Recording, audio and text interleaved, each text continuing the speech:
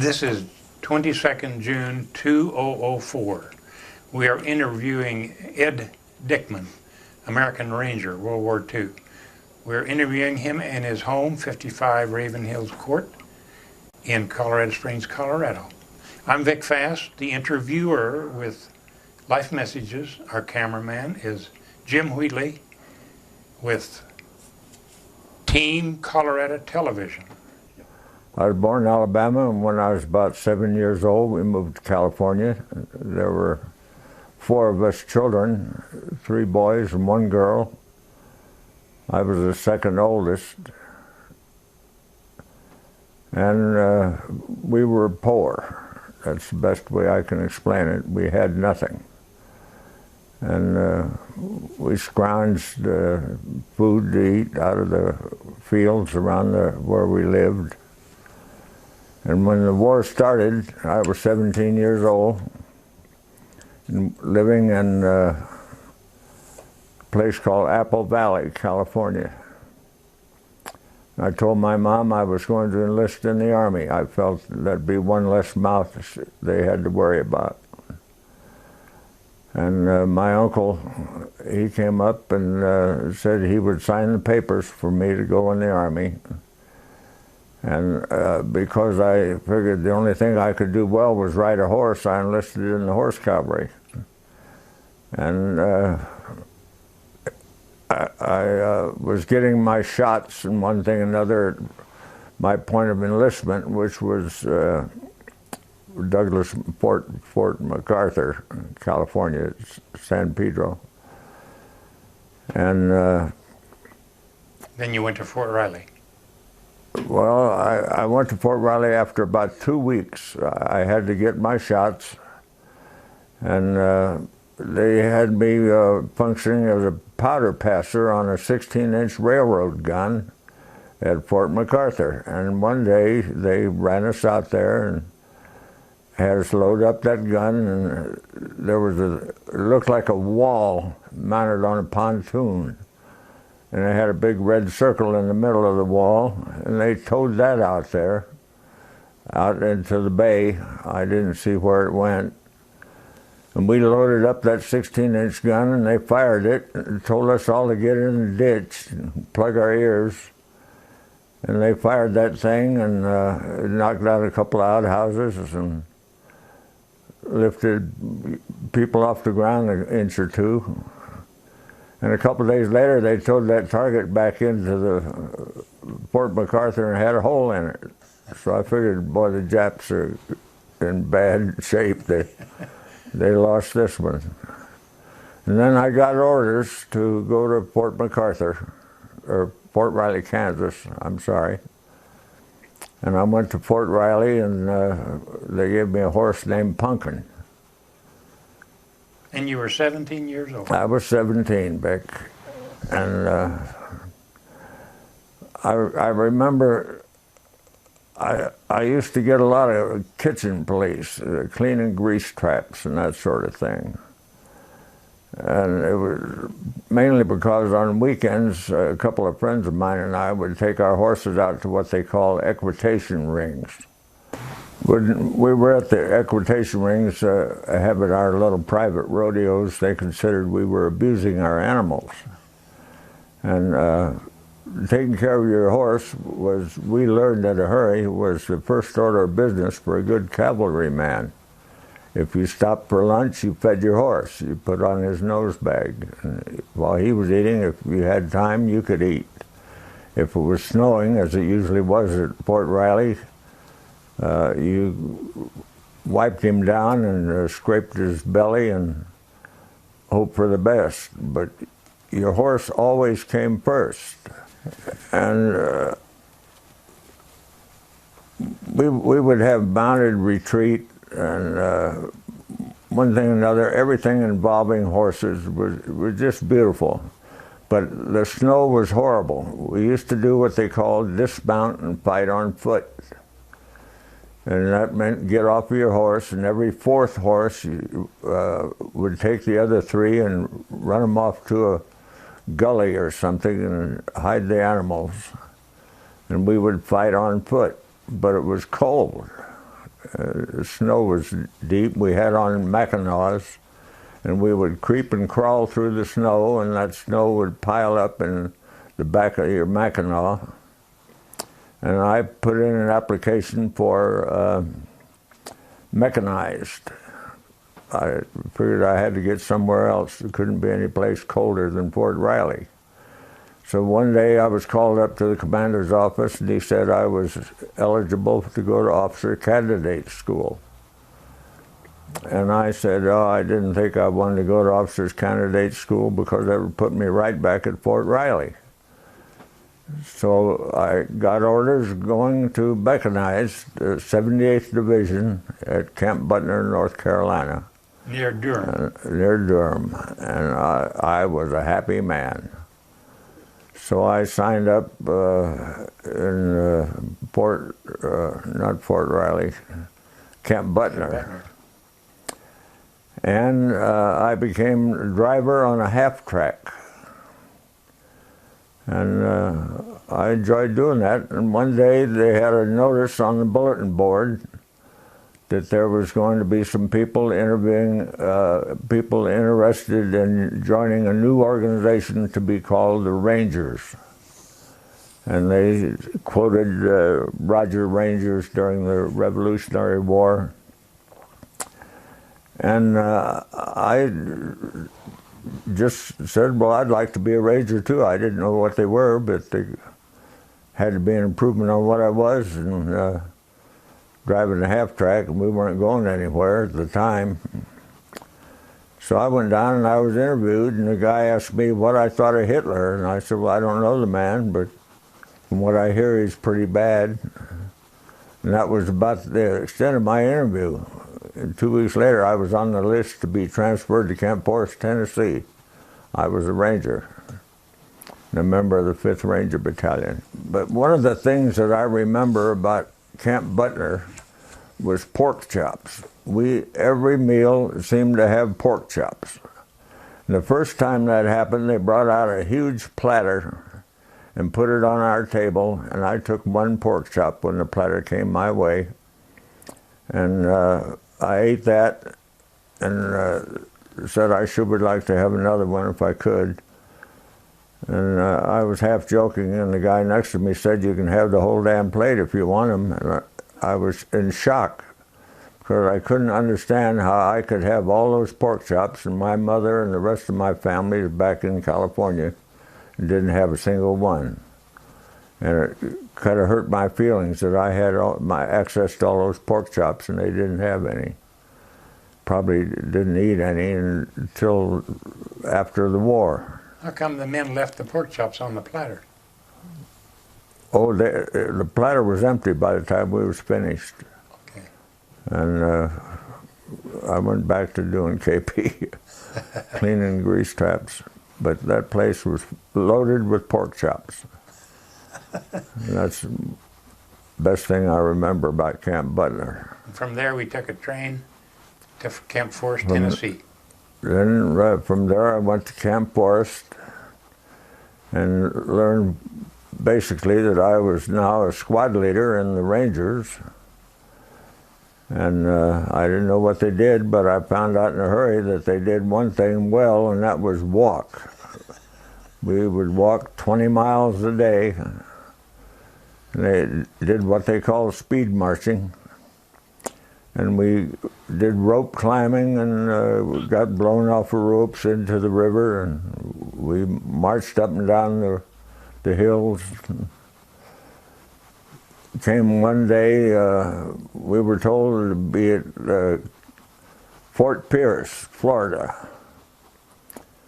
And how we got there was to be our concern, but we were to be there at a certain day at a certain time at Fort Pierce, Florida, or get kicked out of the Rangers.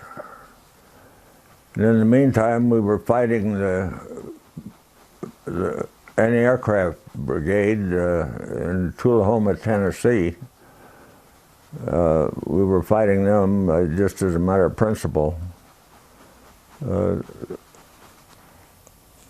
don't think I can say they were all black. That's all right. It's an understood fact. There was complete discrimination in the Second World War. They were truck drivers. Well, except for this one unit in Tullahoma, and they were anti-aircraft. But they were black. They were all black. Of course, in those days you didn't say black. You said Negroes. Negro. Negroes. No, that's interesting. The people need to know that. When we were I'm still rolling, so I'm getting all this. Oh, God. Oh, my word. That's okay. Go ahead. That's all right. Well, our commander, I can't remember his name. He got us all together and he said down at the bus station he had heard that there was a near riot between a bunch of Rangers and this black anti-aircraft brigade. And he said he understands that there were Rangers on the outskirts watching this fight going on, and they weren't participating. And he said, from now on, he said, I want you all to know that if I hear of a fight, or I see a fight, and there's a Ranger involved and another Ranger watching, he's going to be dismissed from the Rangers and assigned elsewhere, because that's not the kind of people we want. If there's one of them and 10 of you, I want 10 of you fighting one of them. Beat the hell out of him. And if there's 10 of them and one of you, I want you doing the best you can. Who was your officers then? Captain Whittington? Captain Whittington was my company commander. George P. Whittington. George P. Whittington. He was ex-Marine, as I understand it, from the Far East, from China, and he had been heavyweight boxing champion of the Pacific Fleet. And he was a prince of a band, but he was punch drunk. And he was constantly brushing his nose and his upper lip and getting himself in trouble, hitting people. But he was a prince of a man, and enough to be said about him is that if I had to go in combat again, I'd sure want him for my boss. I thought he was the greatest. What did you think of Colonel Carter? Colonel Carter was a pain in the ass. He was a major when he took over the Rangers. And we were doing this speed marching I mentioned, 20 miles a day. And he would come by with his little swagger stick, tapping on the side of the Jeep, hollering, speed it up, speed it up. And he never once, do I recall, that Carter made any effort to go with us and do the things that we did to meet the same physical standards that we did. He never marched with us. He never marched with us. He never did anything with us that I remember. And finally, after we got to Scotland, he was relieved. Max Schneider. One day we showed up for work, and Colonel Carter was gone. Colonel Max Schneider took over.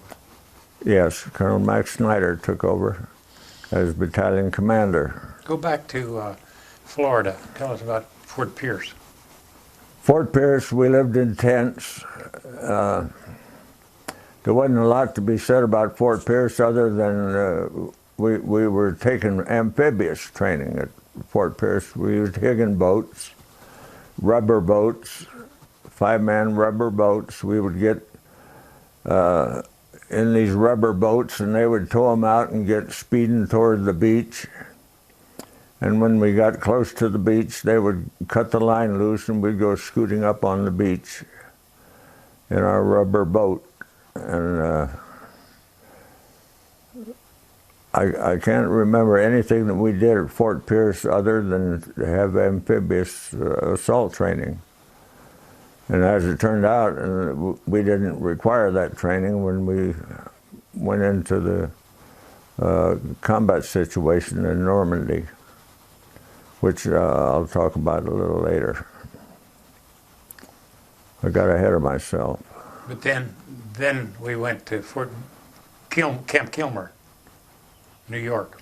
We went to Camp Kilmer, And from Camp Kilmer, we did map trading, night reconnaissance, using compasses and Shooting azimuths. shooting azimuths and learning how to work a compass, essentially, when you couldn't see what you were doing. But from Camp Kilmer, we went to, Reading, England. no, we went to another camp, went to Fort Dix. Six. And then from there, went to Leominster, England. It looked like it was spelled Leominster, but everybody called it Leominster. Leominster. And the thing I remember about Leominster was we started black and white night. One night the white guys would go to town, and the next night the black guys went to Because town. we'd get in fights. And we'd get in fights because we didn't like the idea of the British girls going out with the niggers. Exactly. Pardon me, Jim. No, you want to take that. All right. Yes. And, That's all right. That's exactly right. We had black night, white night. Yeah, well, that's fine. and they started black night and white night. And we kind of got in trouble with that until we went to Scotland. Teenebruick, Argyllshire, And Scotland. Tenebrae, Scotland is where we came together. We landed in Scotland in the worst snowstorm that apparently had in God knows how long. And we were addressed by a Scotch colonel dressed in a kilt. And he told us we were going to stay in the houses of private citizens and to treat the people nice and don't bother the sheep. And he explained that the sheep were what he called tied to the hill. And if they took them out of the hill country, took them off of those hills, they would not reproduce and they would die. So being good rangers, we immediately, when we went out for live ammunition training, everybody was shooting at the sheep. Killed a bunch of sheep. Killed them all. And the State Department had a payoff. Yes, sir. That's what happened.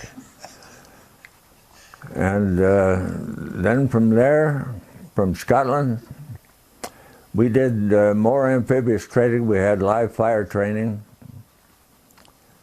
And we had assault training. And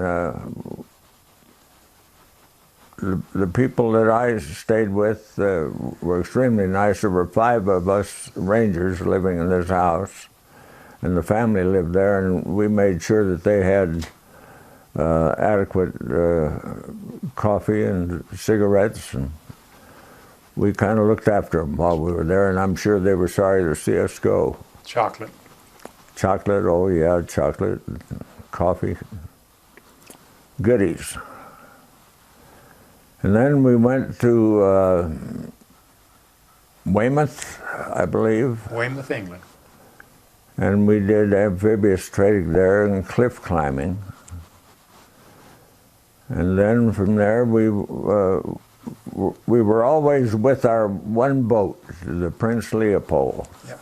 Okay, we went to Weymouth, and our new commander, Colonel Snyder, he said we were going to do assault training, and I was going to be a flamethrower man because of my size. I was big and strong in those days. I'd eaten enough pork chops to where I qualified to be just about anything he wanted me to be.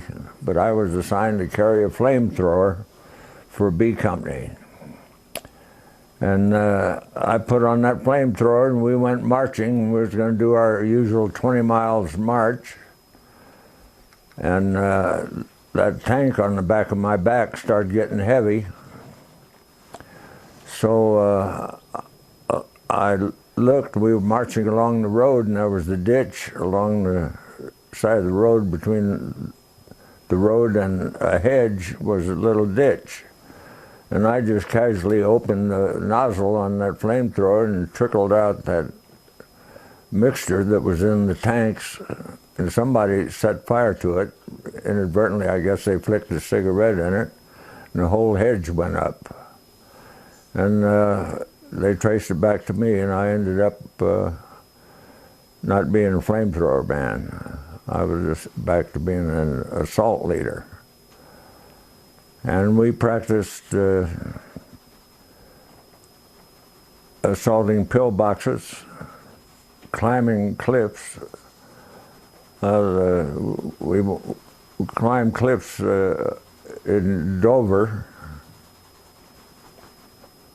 and that was about what we did until we got into our permanent camp at Weymouth, and we were told we would be landing shortly or taking off, scratch that off. I wanted to say that we were in Weymouth,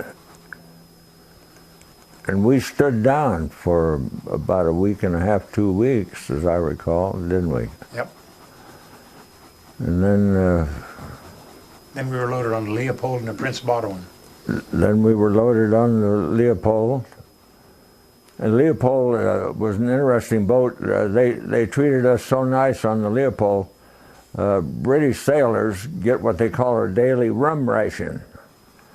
And there used to be a guy would get on the intercom and holler, "Cooks to the galley, vooey, vooey, voo."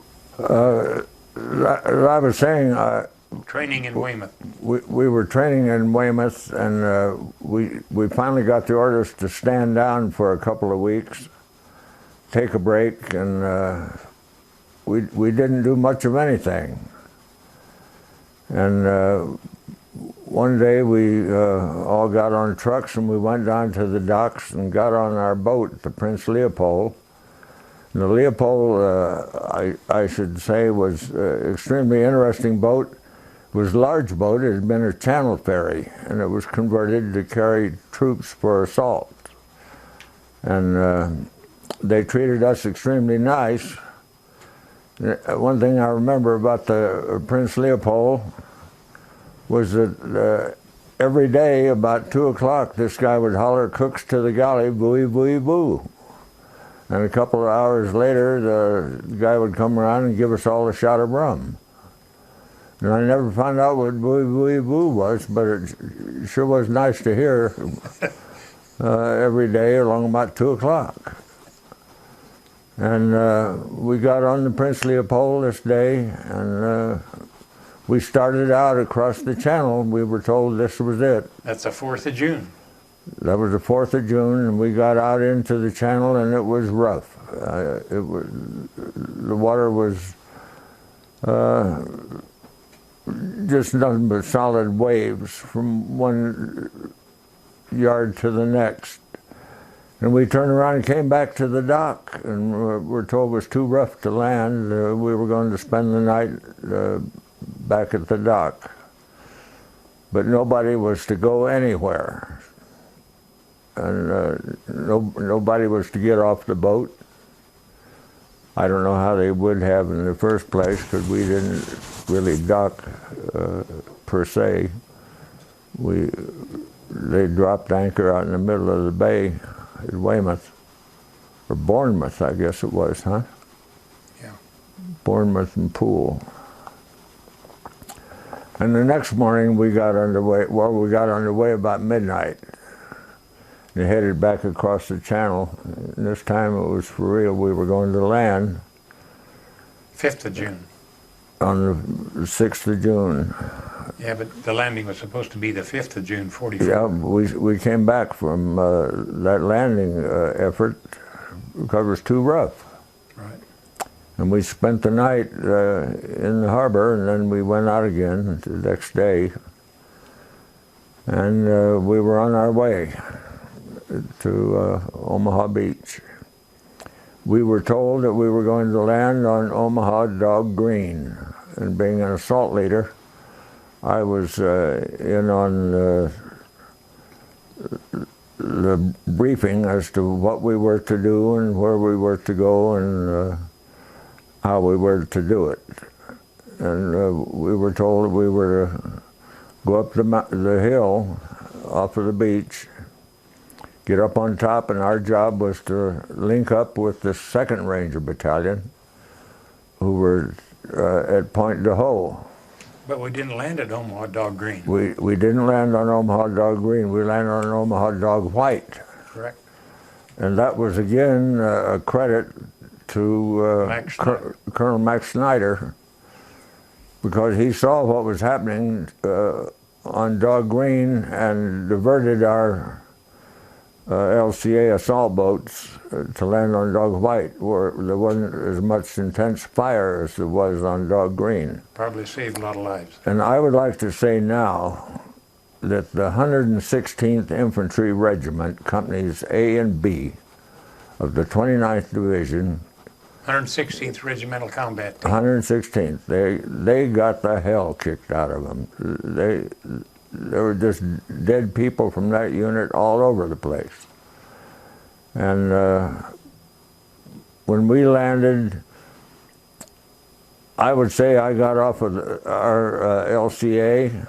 We got hung up on a tetrahedron obstacle, and the guy said, "Everybody stay put," and he backed off from that tetrahedron and then made another run at the beach. And when he dropped that ramp, we couldn't have been in more than a foot of water. We came in almost dry off of my boat. The guy in front of me fell down. I ran about 10, 12 steps and I dropped my rifle. I don't know why I did it, other than it just made sense to me that I couldn't do anything without my rifle. So I turned around and ran back and picked it out of the water. And I could see it laying there. And I grabbed it and ran back up the beach. So I assaulted Normandy twice. And the guy in front of me, I learned later on, had been killed. I don't remember who he was.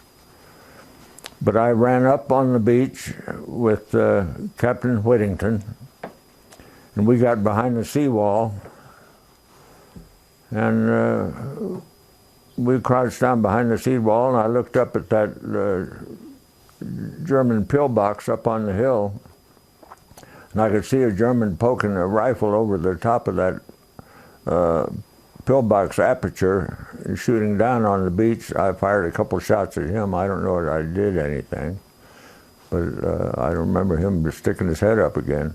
Where was Wilhelm? Wilhelm, he was, I don't know where he was that day. Wilhelm was just one of my troopers. I had 10 of them. I didn't get into a situation with Wilhelm that ultimately killed him until we were marching from Verville-sur-Mer to Grand Camp-les-Bains. And there was a break in the hedgerow along the road, and we stopped at that break in the hedgerow, and there was a machine gun, German machine gun, across the field on the other side of the field in a hedgerow. And he was scattering fire all up and down the road, particularly when anybody had walked past the break in the road where we were. They could expect to get machine gun fire. And I decided the best thing for me to do was to fire a rocket grenade, rifle grenade, to see if I could knock out that machine gun nest. And Wilhelm came up and he was helping me. I took the ammunition out of my rifle, put in a rocket grenade shell to launch the grenade, and we fired it. And I was watching it, and it was going right for the machine gun. And Wilhelm crawled up next to me, and we were both watching that rocket. We raised up a little too high. And they cut loose with a machine gun and knocked me down, and blood was pouring over my chest, and it felt like the right side of my face was gone. And Wilhelm was laying there jerking and sobbing, kind of. I noticed immediately that he had a big hole in his head, and he was having trouble breathing. And I picked him up, hollered for a medic, and I was holding him. and Wilhelm died while I was holding him. And on the other side of the break in the hedge was behind me was a man by the name of Dalton L. Boudreaux. And Dalton Boudreaux called me and he said, "Ed, I've been shot." And I looked over at him and he was holding his leg.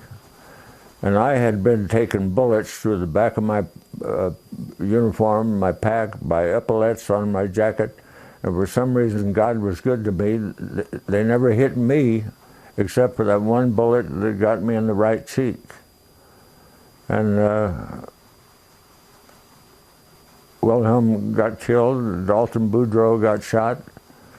There was another guy from A Company had climbed up in a tree. I don't remember his name, but he suddenly came falling down out of the tree. He had been shot. Captain Ace Parker's guy. Yeah. And out of my squad of 10 men, I had 4 of us got hit in that one episode. Okay. Did you climb those cliffs? Yes, we did. The Bluffs, we called them the Bluffs. The Bluffs. Point de Hoc was a big cliff. But our mission was to hit Point de Hoc was the cliffs, we were the Bluffs. Yeah, but we were supposed to, our mission was to hit, to join or meet the 2nd Rangers, the 3 companies, and we never did it. for 2 Our days. job was to get up that bluff, which was about 200 feet high, as I recall. And it wasn't straight up, but it was a real steep climb. Wait a minute, are No, you, I'm sorry, I'm rolling. Go ahead and continue. go ahead. And there was those 6-barrel mortars were going off. The Germans were firing those down on the beach. I looked over my left shoulder and there was a LSI, a landing ship infantry. And it's called a LSI instead of an LCI. One is craft and the other is ship. Much bigger. And much bigger. And it has 2 stairways on the front of it, one on each side, that would project forward and down, and the infantry would come marching off down these stairs.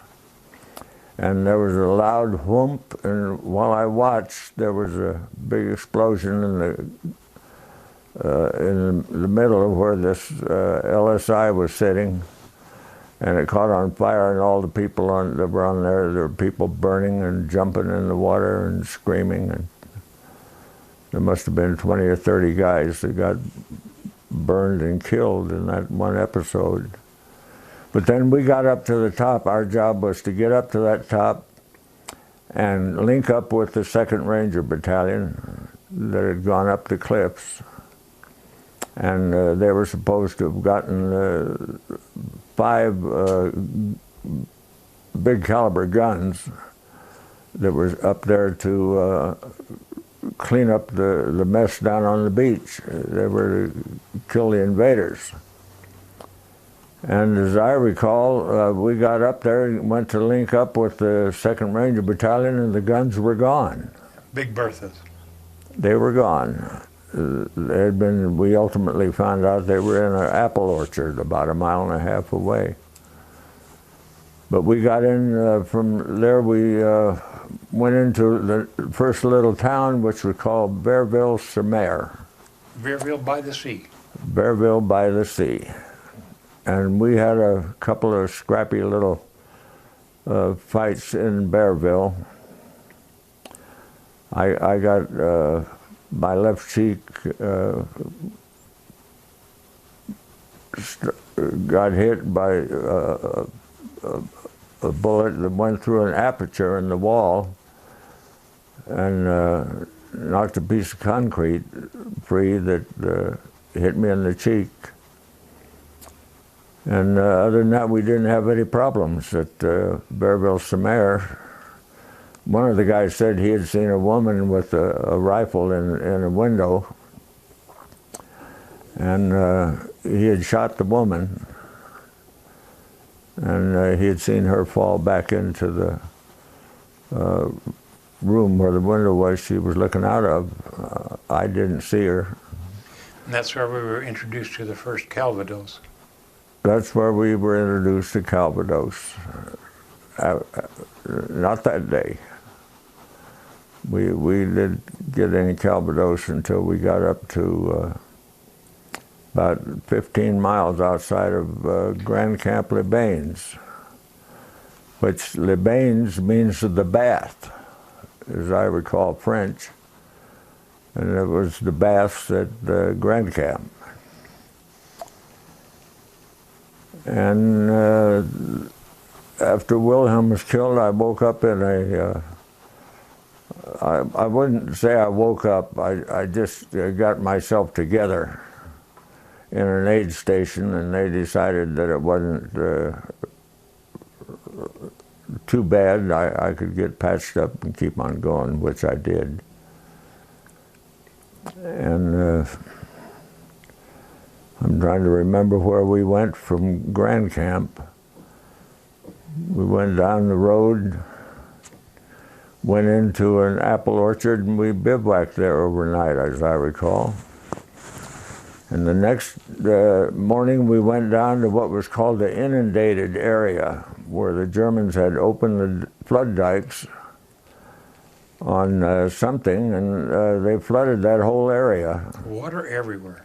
Water everywhere, and a lot of dead paratroopers were in it. And there was a field with a bunch of busted up gliders in it from our side, where we'd dropped the glider troops. They had crashed landing. And everywhere you looked, there were these signs that said Achtung Minen. And I always wondered why the paratroopers didn't seem to step on any mines, because they were all over the place. Fields and fields of mines. And from there we went, as I recall, we went outside of Cherbourg. That was about a week after D-Day. We just had sporadic fighting up until then, after we got up on Grand Camp. And we'd had this intermittent fighting going on until we got to this one rest area. And they said they were pulling us out of the line. We'd had some pretty heavy casualties.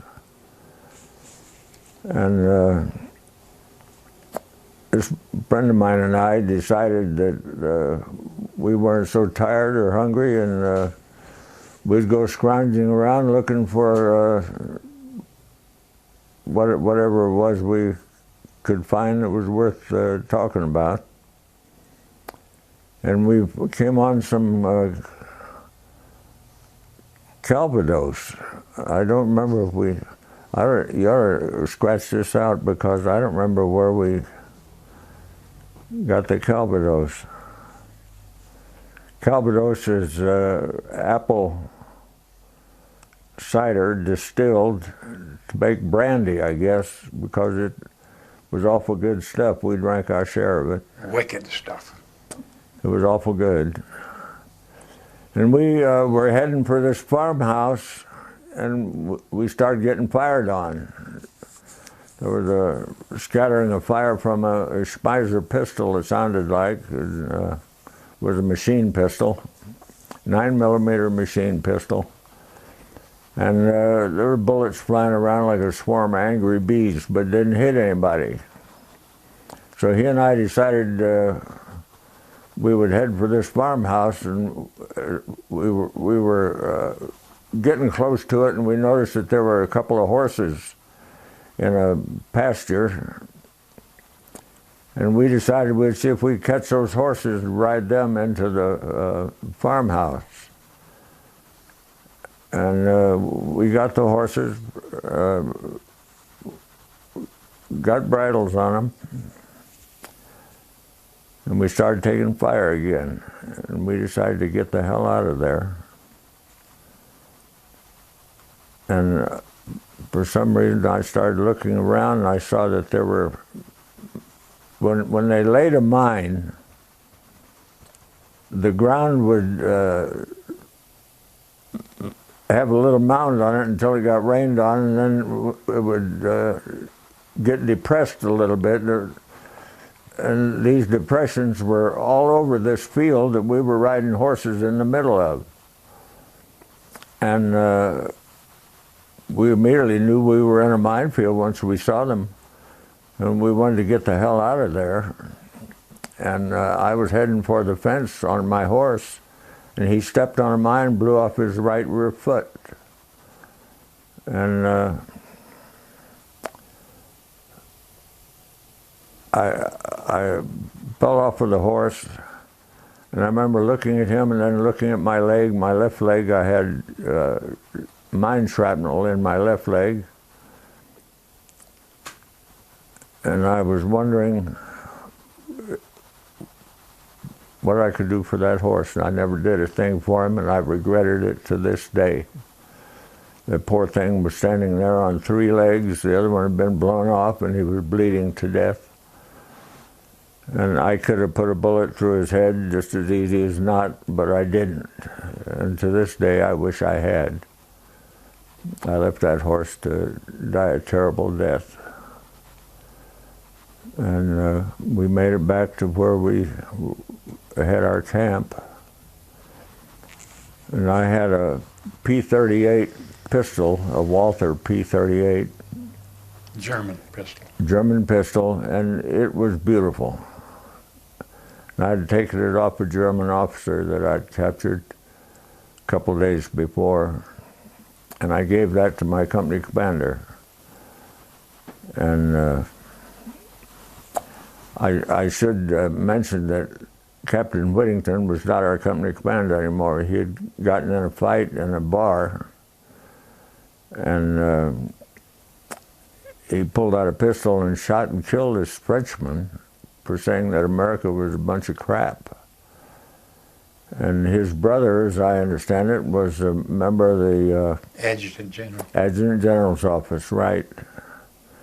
And he defended his brother George and got him off, but he was relieved of duty with the Ranger Battalion.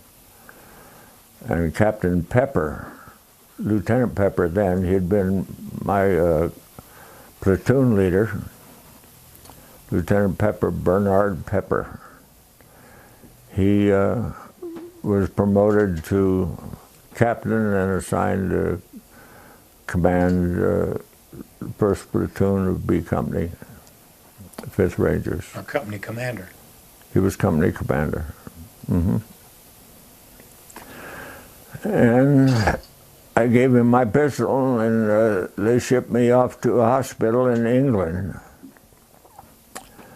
And that hospital was not a hospital as such. It belonged to a duchess. And they had converted it into a hospital. It was a funny arrangement. She would come through there every day looking at everybody, asking how you were doing, were you all right? And I finally, after about a week, decided I wanted to get out of there and get back to the Rangers. And I was afraid that if I didn't get back to my unit, I'd be left behind as far as the Rangers were concerned, and have to go into another unit. And there was a captain there by the name of Souchere, Oscar Souchere. And Souche and I called him Souche, he and I decided we were going to get out of that hospital. And we did that night, as I recall. We hitchhiked a ride down to get to the beach, and we were going to get a ride back to France, back to Normandy. We got back to Normandy, and we heard about the Falaise Gap, and we decided to go and look at the Falaise Gap. We weren't doing anything else, so the Falaise Gap was the German 7th Army got cut off, and they'd been strafed by various aircraft, most British Typhoons, rocket-firing aircraft.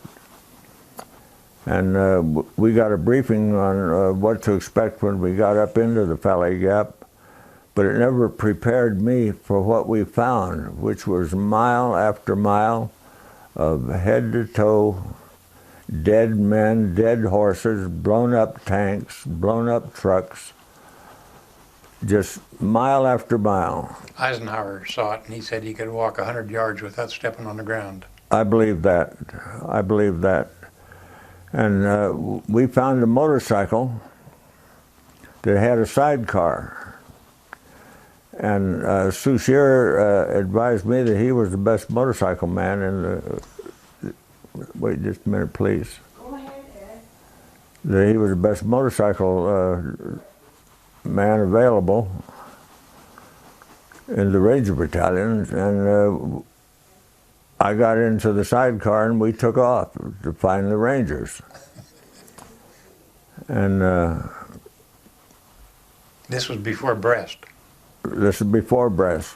You guys had gone to Brest and we didn't know it. Souchere and I were looking for you. And we got into Paris that night. Souchere found a girl in a bar, and he talked her into going. She wanted to go to Paris, and said she would guide us to get us into Paris. So she did that, and we spent the night in a laundry.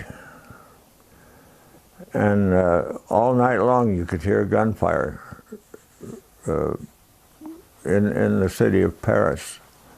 And incidentally, when they came out and said they had a war bond for the first American troops in Paris, I'm quite sure it was me and Souchere, but we didn't dare say anything about it. But by then I was driving the motorcycle and he was sitting in the sidecar with the girl on his lap, and he didn't care where we were going as long as we were underway. So the night after we left Paris, we found a Canadian Army unit,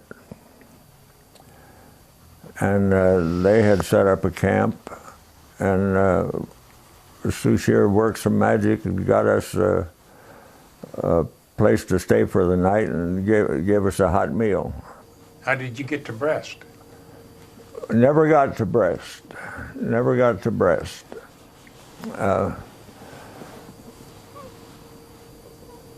Where was I in my narrative? In Paris. Oh, we left Paris and I was with the Canadians. And we stayed a couple of days with that Canadian unit and kind of rested up a little bit, and then Souchere found out where the 5th Ranger Battalion was, and it was up near Cologne, as I recall. And we got in his motorcycle and hopped our way up there, and that was the last I saw the motorcycle, and Souchere went to his company and I went to mine. But from there, I'm trying to remember where we went. We went to a place called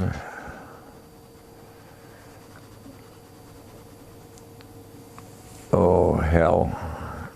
I remember a lot of, Ed, I remember Rangers would come back and they would always find their unit. We did. We found our unit. And I'd been, by this time, I had been wounded 4 times. I had 2 Purple Hearts. I don't know why I didn't have 4, but I had 2. I ultimately ended up with 6 wounds and 2 Purple Hearts. But I did other things that I always felt I could have got a medal for, but nobody pushed it. Anyhow, we went from that Canadian place, went up to a little town called Saint-Avold. Saint-Avold. On the V-O-L-D. Tsar River. and about 20 miles from Saarbrücken.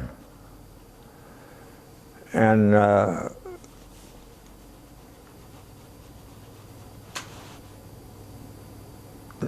no, that's not right. From there we went to a monastery in Arlon, Belgium. And we stayed in that monastery for a couple of weeks. And then the Battle of the Bulge started. But that's where a bunch of guys got drunk on the priest's wine. I always accused Jim Graves of being the one that drank the sacramental wine, because they drank every bottle they could find in the cellar of that monastery. And we played a little soccer there. Got beat by the Belgians. Got beat by the Belgians, and then came... Surf. No, first came the Battle of the Bulge.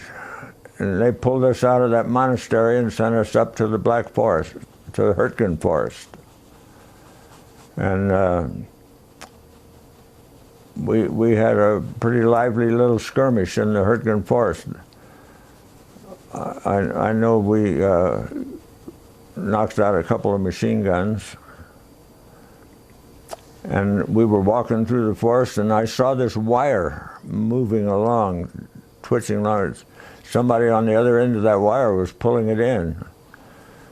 And I told my troopers to watch that wire, and if it stopped, I told this one guy, if that wire stops moving for more than about a minute, that means I'm in deep crap. So I followed that wire along, and finally it disappeared over into the railroad track area. And I don't know where it went from there, but there was a German there, and he had been shot in the abdomen, and he was screaming and crying. And I went across the railroad tracks, up and looked at him, couldn't do anything for him. And went on from there into a little place called Oberleuchten. First we went into St. Avold, and I was in charge of a roadblock in St. Avold. And I think this is where I ripped my knickers as far as the company commander was concerned. Sullivan was then commander. And I was put in charge of this roadblock. And I was told nobody got through there without a countersign, that there were German soldiers wearing American uniforms, and I was to let nobody through there that didn't have a countersign. And Major Sullivan, he was then commander of the 5th Ranger Battalion, and Major Burns, who had started off as Captain Burns, he was the intelligence officer, the E2 for the battalion. And they came by in a Jeep, and I refused to let them through without the countersign, and they wouldn't give it to me. So I leveled my gun at them and said, "You give it to me or I'm going to kill you." And I was dead serious. And Sullivan said, "For God's sake, man," he said, "you know I'm who I am, and you know I know the countersign." I said, "Well, then what is it?" He didn't have it. So I put them both under arrest, and a little while later, I contacted somebody and told them I had these 2 prisoners, and it was Burns and Sullivan. And somebody came down and released them, told me I better get my ass scarce. But from that day on, I never got a decent word from Sullivan or Burns. Burn killed himself later. Yeah, he blew his head off with a bazooka, German bazooka. Right beside Yeah. right beside that. Then from St. Avold, one night we went out and we crossed the Zara River. The combat engineers had put a footbridge across the Zara River, and we crossed that at a little place right outside of Saarbrücken. And we marched on to a place named Oberleuchten. And we were to go behind the German lines at Oberleuchten. If you're ready. But Ed, we went through the line single file, two lines. Yes, we did. Major Heffelfinger and Sullivan led us, right in the lead. And then we wound up at Erzurf, I know we crossed the Saar River, our river. and we were told that we were to go behind the German lines and take crossroads. Let's repeat this. You got I'm another still one? rolling, yeah, well, hold on. Oh, I'll change go ahead. tape. Well, go ahead and continue on. We were to take a crossroads and hold it for the 4th Armored Division Erzurf. at a little village called Erzurf. And in my opinion, I've always said this, Erzurf, from my point of view, was always worse than D-Day on Omaha Beach. Erzurf, we were 17 miles behind the German lines, as I recall. We had the crossroads, and we had 2 SS Panzer Grenadier divisions fighting us. Correct me if I'm wrong.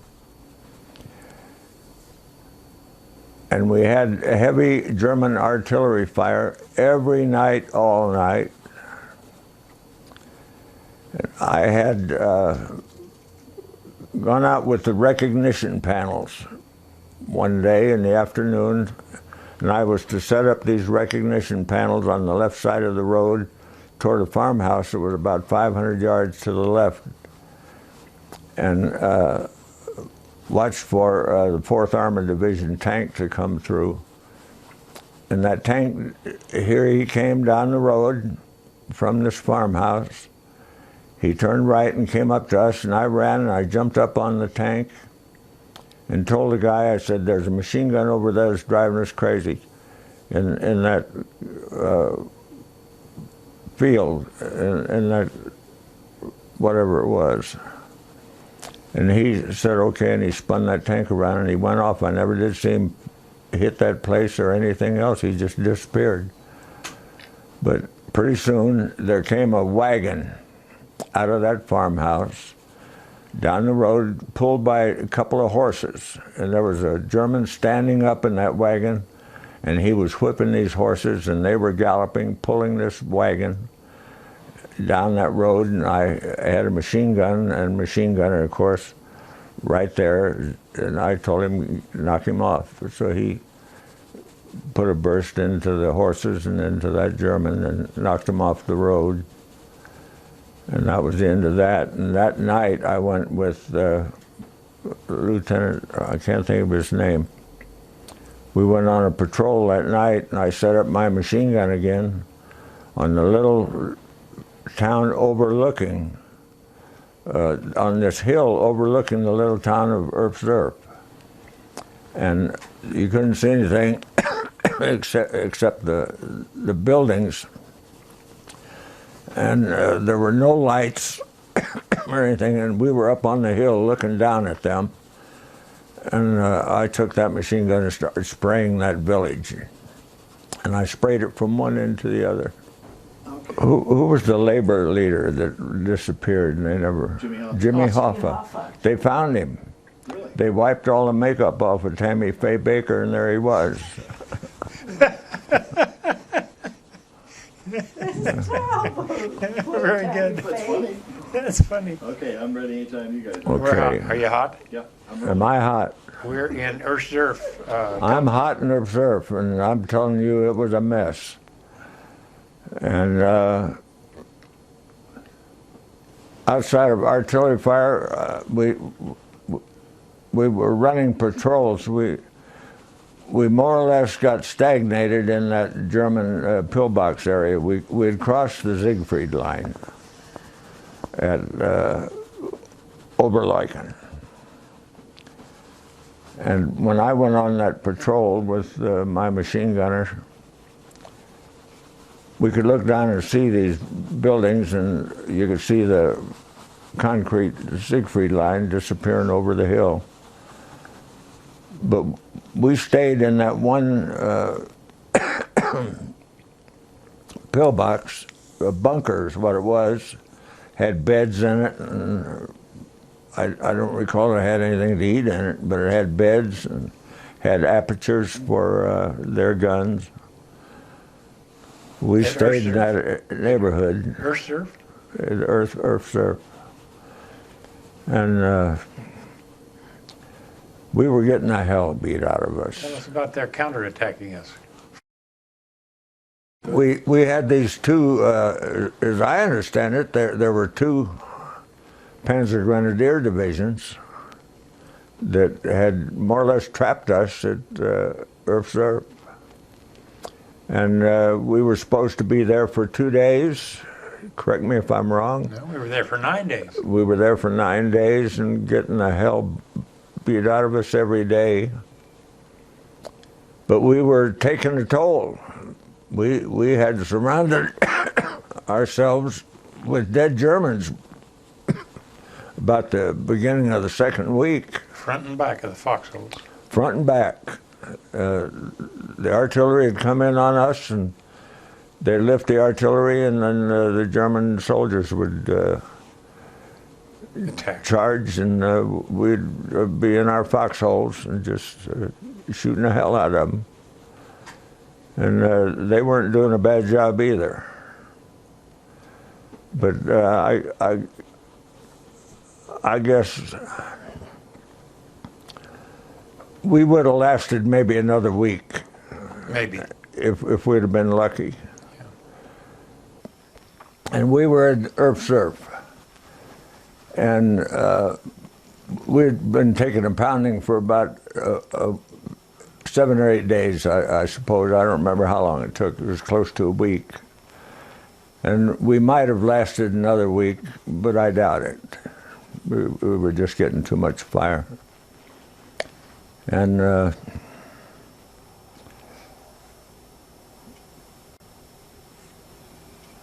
I took a patrol out one night,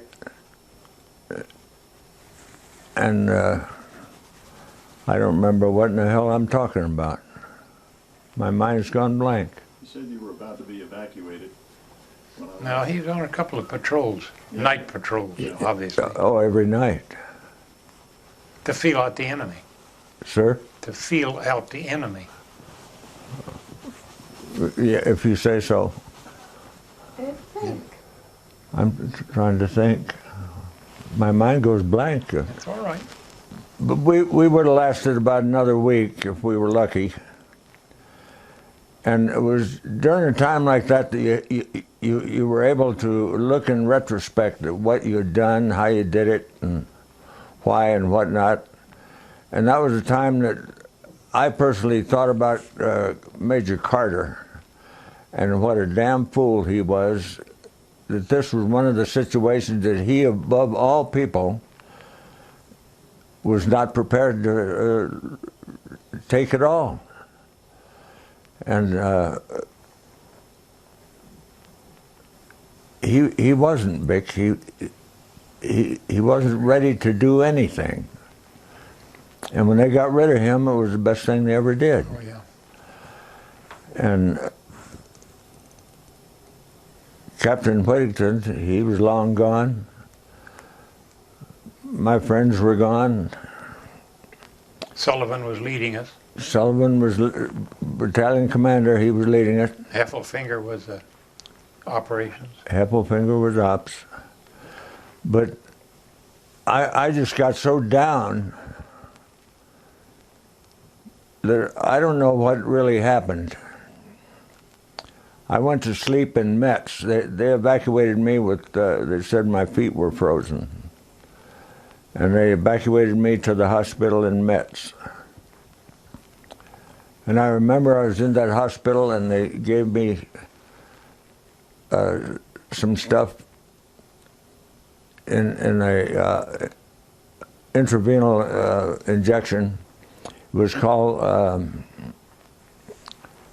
oh hell, what in the hell was it?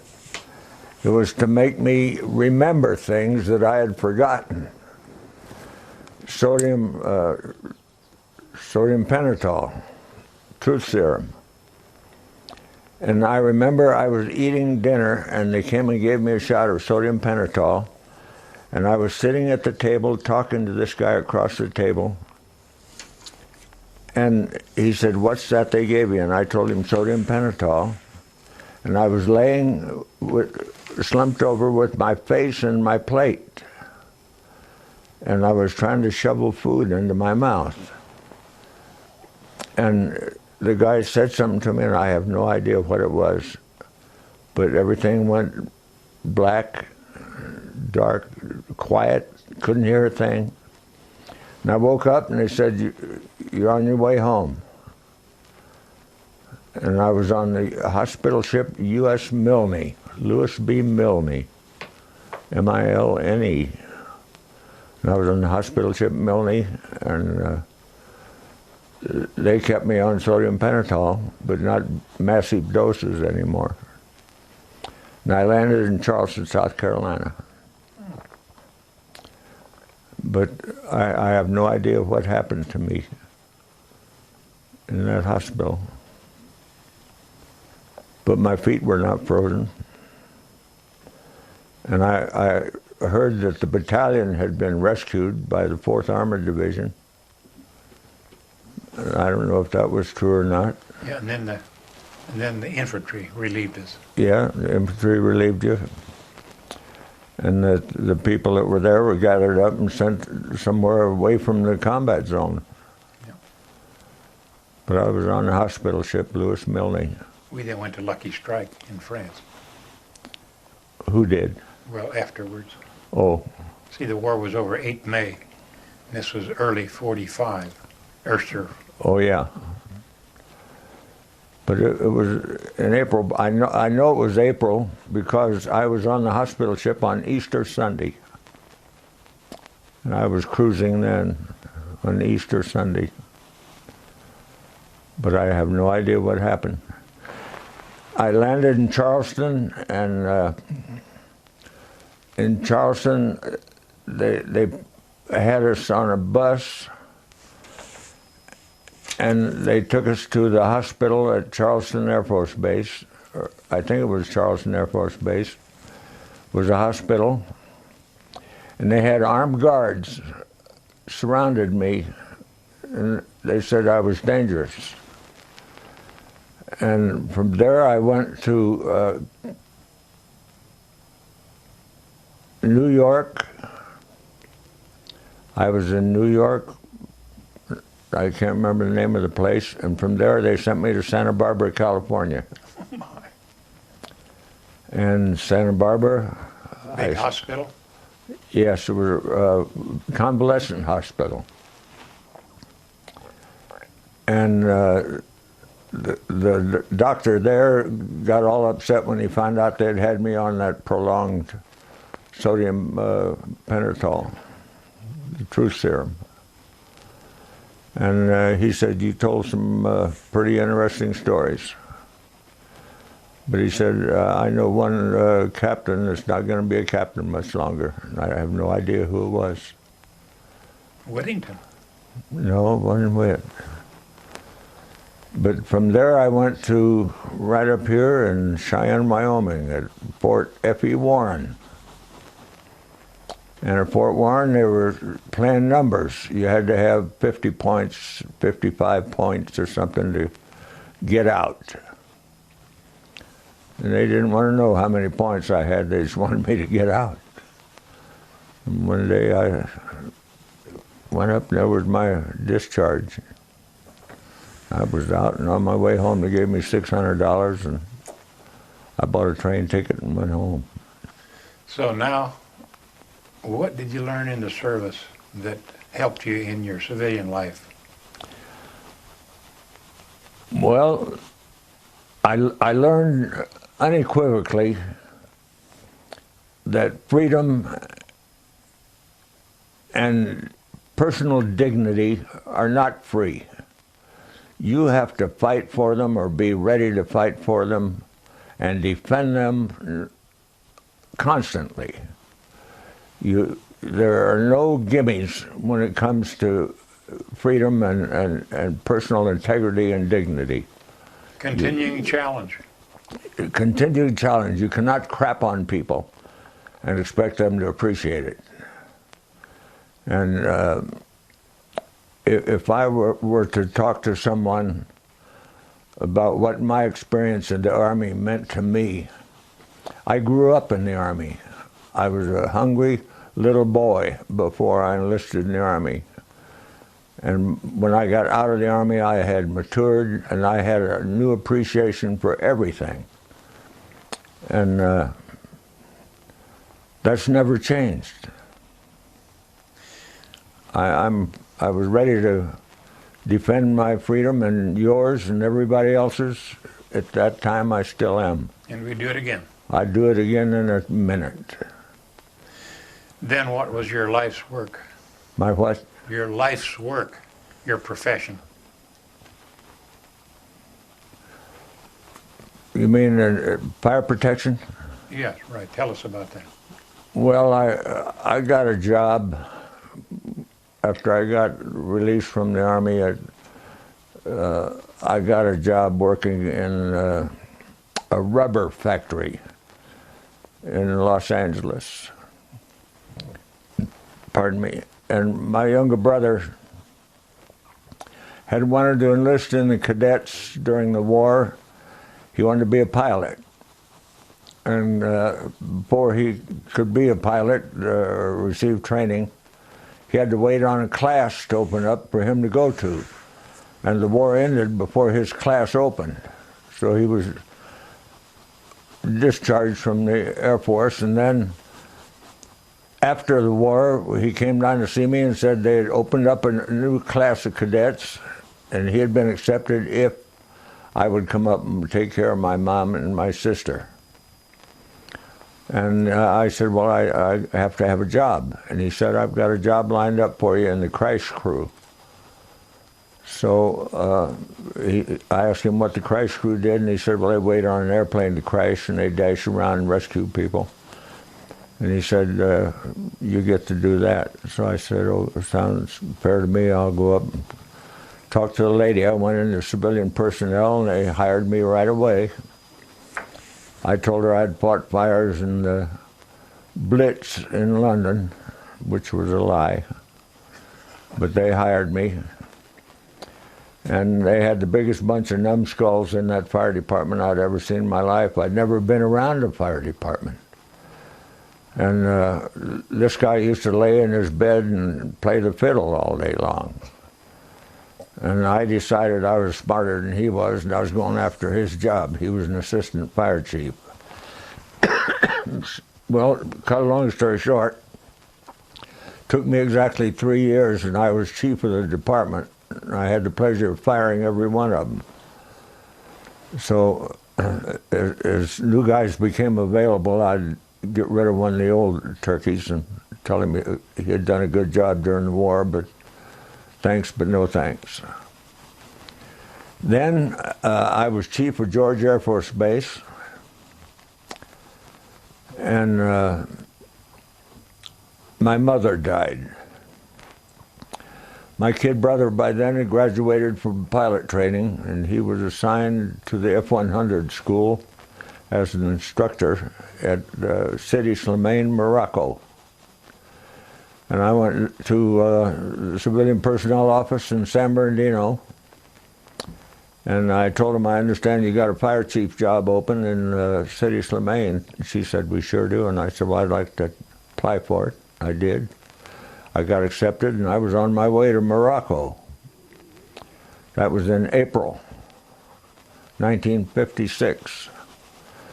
In September, the same year, I had a phone call from a friend of mine named Mac McMerrill.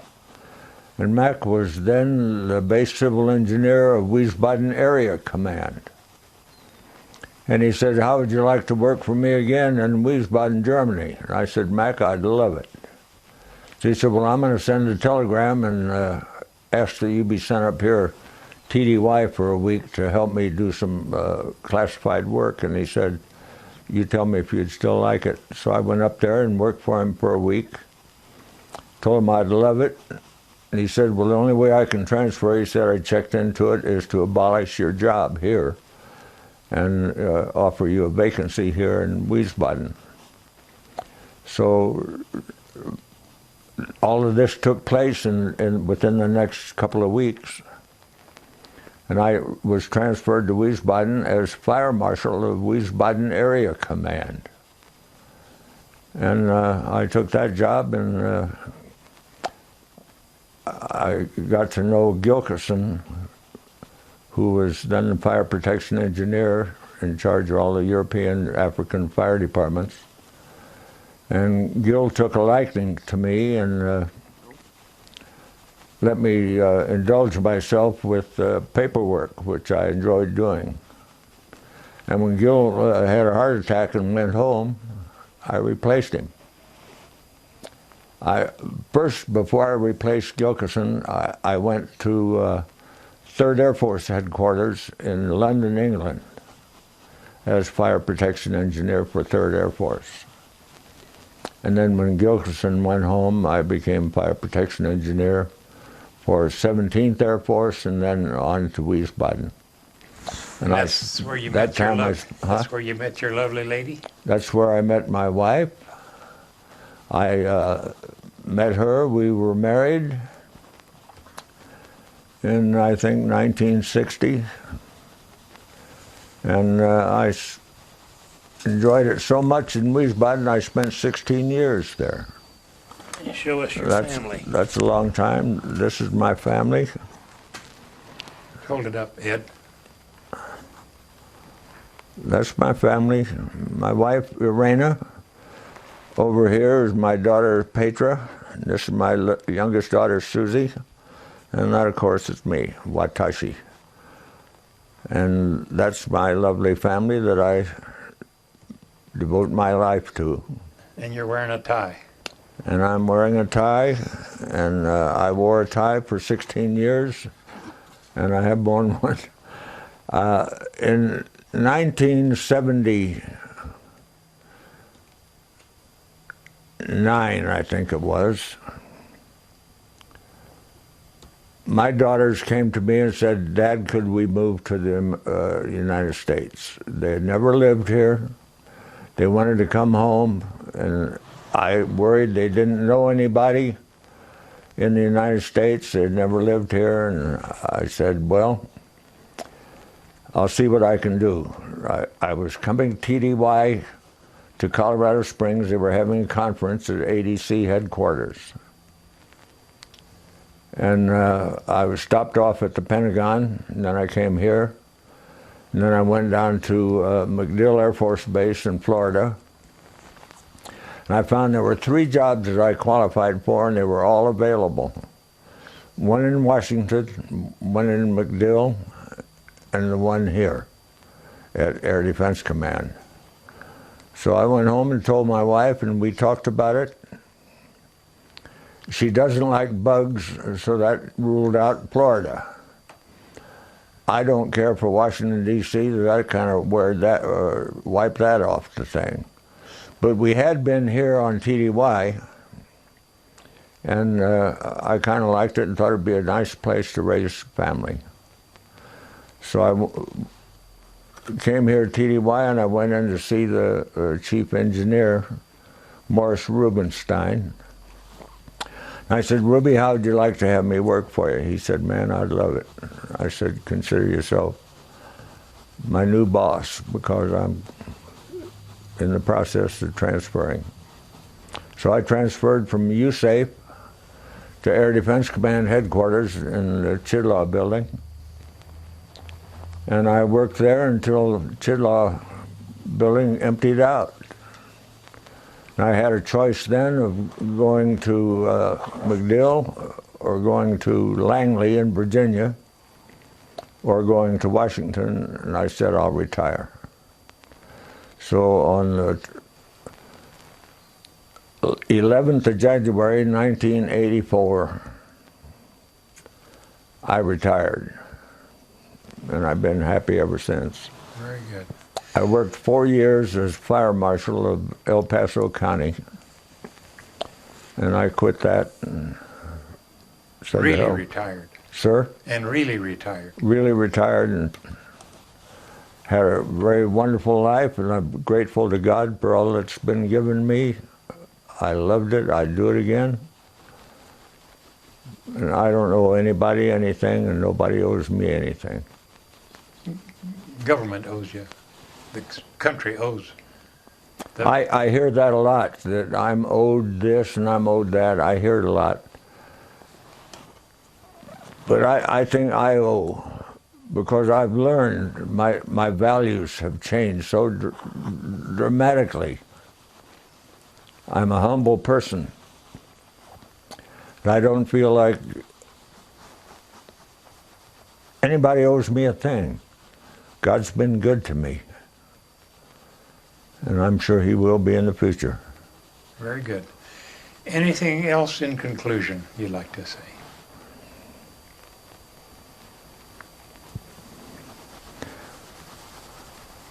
No, I thank God every day for the blessings that I have. I'd do it again in a minute. If I had to go to war again, I'd want to be a Ranger. I'd like to learn more. I'd like to go to college and get a science degree of some kind. But those are little things. But I defend my family and my friends forever.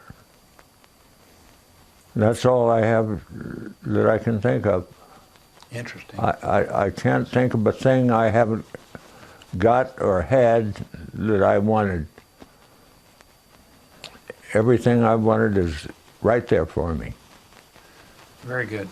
And thank you very much. The country thanks you. Okay, you're on. This is a souvenir of my experiences with the 78th Division in Camp Butner, North Carolina. This was given to me, signed by all the people in the reconnaissance squadron, and it depicts a little lightning bug called Sparky Parker's burnout, underfed, overworked, half-dead lightning bug. And it's just given to me as a memento that I was in the 78th Division. And I was a lightning bug. I drove a half-track while I was there. Hottest place on earth in August. Hot as hell, and the chiggers. I don't know if my friend Vic Fast remembers the chiggers, but people were using gasoline and kerosene to rinse their feet and legs in after we'd go marching through the woods. Those things, they eat you alive. Okay. All right, we're rolling. I'm hot. You're on. Tell us what it is. Or, William C. Darby yeah. Foundation memento. Wild Bill. Motorcycle. Okay.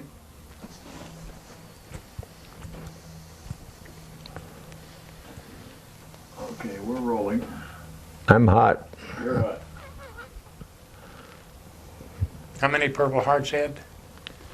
2 Purple Hearts. You should have had 4. Should have had 6. It says, Deutschland über alles. Germany over everything. Kind of a ceremonial knife. Ceremonial, I think the brown is the SA, the black was the SS. And this one, I believe, is in unusually good condition. It is. I got one just like it.